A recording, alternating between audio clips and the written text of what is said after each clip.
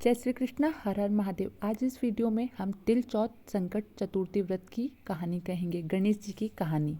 किसी शहर में एक सेठ सेठानी रहते थे। उनकी कोई संतान नहीं थी। इससे दोनों बहुत दुखी रहते थे। एक बार सेठानी ने पड़ोस की स्त्रियों को तिल चौथ का व्रत करते हुए देखा तो पूछा कि आप यह किस व्रत का कर रही है, वह इस व्रत को करने से क्या फल मिलता है। तब उन्होंने बताया कि इस व्रत को करने से धन, वैभव, पुत्र, अमर सुहाग प्राप्त होता है, घर में सुख शांति का वास होता है। तब सेठानी बोली कि यदि मेरा पुत्र हो गया तो मैं चौथ माता को गणेश जी को 1.25 किलो का तिलकुट्टा चढ़ाऊंगी। चौथ माता की कृपा से 9वें महीने पुत्र की प्राप्ति हुई, पर वह चौथ माता को तिलकुट्टा चढ़ाना भूल गई। लड़का बड़ा हो गया और सेठ सेठानी ने उसके विवाह की चिंता होने लगी। उसने चौथ माता को 5.25 किलो का तिलकुट्टा बोला। लड़के की सगाई अच्छे कुल वाली सुंदर सुशील कन्या से हो गई और लगन मंडप में फेरे होने लगे। लेकिन भाग्यवश सेठानी फिर से तिलकुट्टे का भोग लगाना भूल गई और इससे चौथ माता और गणेश जी कुपित हो गए। अभी 3 ही फेरे पड़े थे और चौथ माता ने लड़के को ले जाकर गांव के बाहर पीपल के पेड़ पर छिपा दिया। सब लोग अचंभे में रह गए कि एकाएक दूल्हा कहाँ चला गया। कुछ दिन बाद वह लड़की गंगौर पूजने जाते हुए लड़की उस पेड़ के पास से निकली तो पेड़ की कोटर में बैठा दूल्हा बोला, आवो मेरी अर्धब्याही नार आवो। तो वह वहाँ से भाग गई, अपने घर गई और अपनी माता को सब घटना सुनाई। यह समाचार सुनते ही सभी परिवारजन वहाँ पहुँचे और देखा कि यह तो वही जमाई राजा है जिससे हमारी बिटिया से अधफेरे खाए थे और उसी स्वरूप में पीपल के पेड़ पर बैठा है।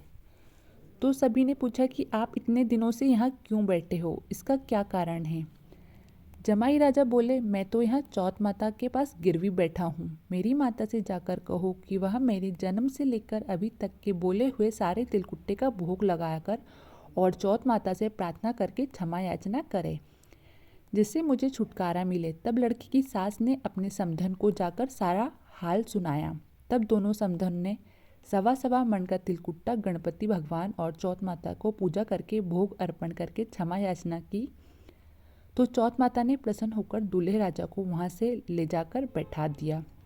वहाँ वर वधू के 7 फेरे पूरे हुए और वर वधू सकुशल अपने घर के लिए विदा हुए।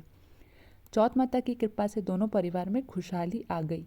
हे चौथ माता, जैसे उस लड़के के साथ हुआ वैसा किसी के साथ ना हो और कोई भी भगवान का बोला हुआ प्रसाद चढ़ाना ना भूले। गणेश भगवान व चौथ माता की जय। हर व्रत में 2 कहानी सुनने का नियम होता है। तिल चौथ की दूसरी कहानी इस प्रकार है। 2 देवरानी जेठानी थी। जेठानी के पास बहुत धन था। देवरानी गरीब थी। देवरानी भगवान गणेश जी की बहुत आराधना करती थी। वो अपनी जेठानी के घर रोज आटा पीसने के लिए जाती थी। जिस कपड़े से आटा छानती थी वो कपड़ा घर लाकर पानी में धो लेती और अपने पति को घोलकर पिला देती। एक दिन जेठानी के बच्चे ने देख लिया। वह अपनी माँ से आकर बोला, माँ, चाची तो अपने घर के आटे का कपड़ा ले जाकर चाचा जी को घोलकर पिला देती है। इस पर जेठानी ने देवरानी को कहा, घर जाओ तो आटे छानने का कपड़ा यहीं रखकर जाया करो। देवरानी ने वैसा ही किया। घर गई तो उसका पति बोला, मुझे चूर्ण घोलकर पिला दे। देवरानी बोली कि उसने आटा छानने वाला कपड़ा वहीं रख लिया है, इसलिए मेरे पास आपको खिलाने पिलाने के लिए आज कुछ भी नहीं है। उस दिन उसके पति ने भूख से व्याकुल होकर उसकी लकड़ी ही लकड़ी से खूब मारा। भाग्यवश उस दिन तिल चौथ माता का व्रत था। श्री गणेश जी का स्मरण करती हुई वह भूखी सो गई। तभी थोड़ी देर बाद श्री गणेश जी भगवान ने आकर कहा कि आज तो तिल चौथ व्रत है और तू भूखी क्यों सो रही है। तब देवरानी ने सारा वृतांत कहकर सुनाया। तब भगवान बोले कि आज मैंने तिल चौथ के कारण चूरमा व तिल कुट्टा बहुत खाया है, इसलिए मेरा मन निमटने का हो रहा है, सो कहाँ जाऊँ।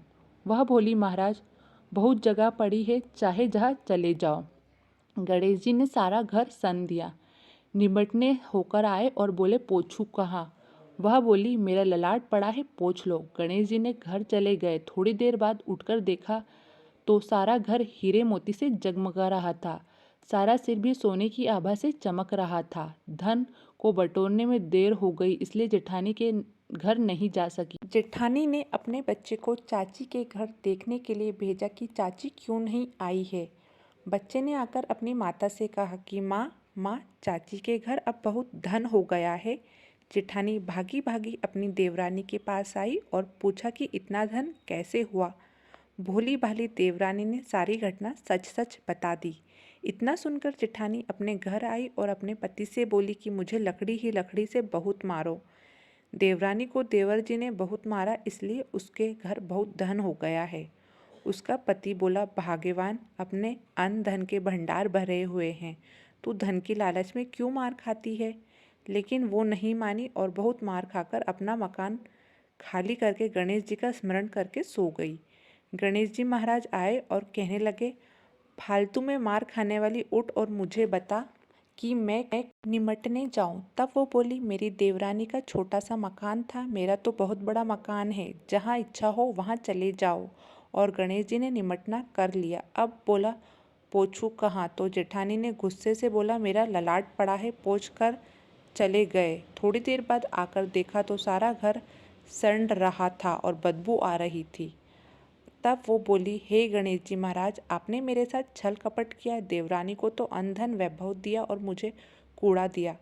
गणेश जी आए और बोले, तूने धन के लालच में मार खाई। जेठानी क्षमा याचना करने लगी, हे गणेश जी भगवान, मुझे तो धन नहीं चाहिए, यह सब पहले की तरह कर दो। तब गणेश जी बोले कि अपने धन में से जो आधा धन देवरानी को दे, जब मैं अपनी माया ठीक करूँगा। जेठानी ने आधा धन देवरानी को दिया, परंतु कहीं एक सुई धागा रह गया। तब जेठानी ने सुई धागा देवरानी को दिया। तब गणेश जी ने अपनी लीला समाप्त कर दी। रिद्धि सिद्धि के दाता गणेश जी भगवान, जैसे अपने जेठानी के साथ किया वैसा किसी के साथ नहीं करना, और जैसा देवरानी के भंडार भरा वैसे सबके भरना। कहानी कहना, सुनना, होकारे भरने वाले की मनोकामना पूर्ण करना।